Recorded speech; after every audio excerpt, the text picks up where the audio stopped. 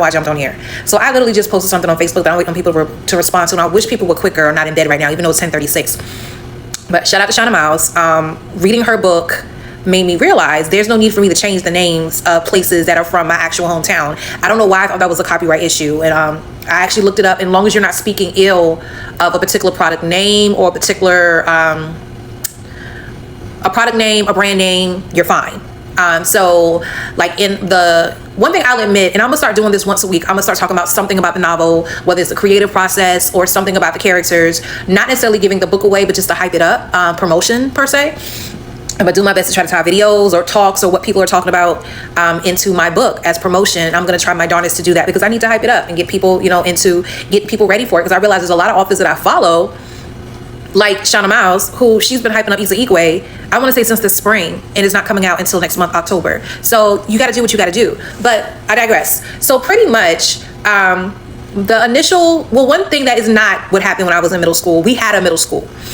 I, for the sake of Donovan and Monica's character, did not want them falling hopelessly in love in 6th grade. Okay, I consider 6th grade still innocent. Matter of fact, I think 6th graders should be in elementary schools, not middle schools. So I made Dawkins a junior high school versus a middle school. That was not the case when we went to Alice Drive Middle or Bates Middle in Sumter, South Carolina in the early 90s.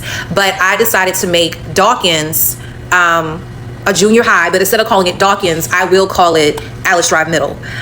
So then I started thinking about the name of the movie theater that Monica and Donovan meet up at with their friends.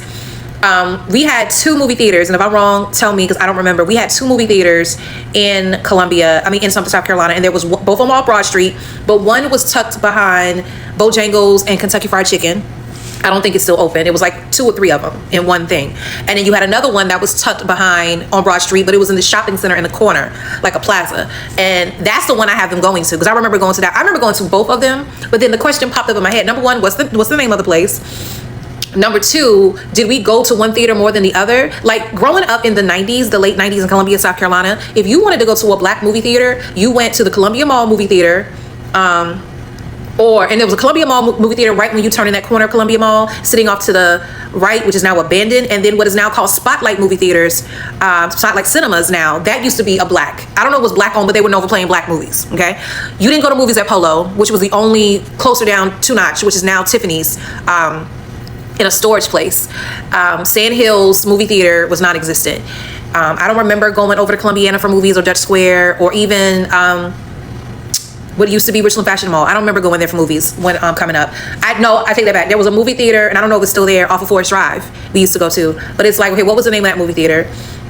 Then it turned into, well, Ryan, what was the name of the pizza place? Like if you were in Sumter going down Broad Street, right before or right after you turn down that road that would take you to like Lamar Elementary School and the Y, there was a pizza place right in that area. And I'm trying to remember, I don't think it was like a Chuck E. Cheese, but I wonder was there games in there. So because I want to be able to acknowledge, even though this is realistic fiction, I do want to acknowledge certain places, certain areas of Sumter, so you know you're in Sumter.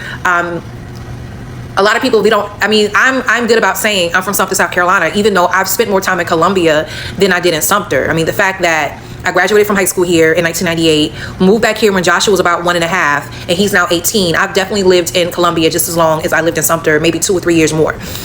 But I still tell people, yeah, I'm from Sumter, but I'm also, I also claim Columbia, But yeah, I'm just finding ways I can add that. I have a feeling my coach, I bring up my track coach, Coach Baker, but I don't know if I called him Coach Baker. I don't know if I called him another name. And I think Coach Baker is more in the second book, the sequel to Reverse, which is Retreat. I also bring in Miss Dyer, who is now Miss Coakley. She's my math teacher in this book, but her character does not come up until Retreat. She's like in a very pivotal scene in the book. And yeah, so I'm debating whether I want to put their actual real names in the book versus just having like a general name and saying this was,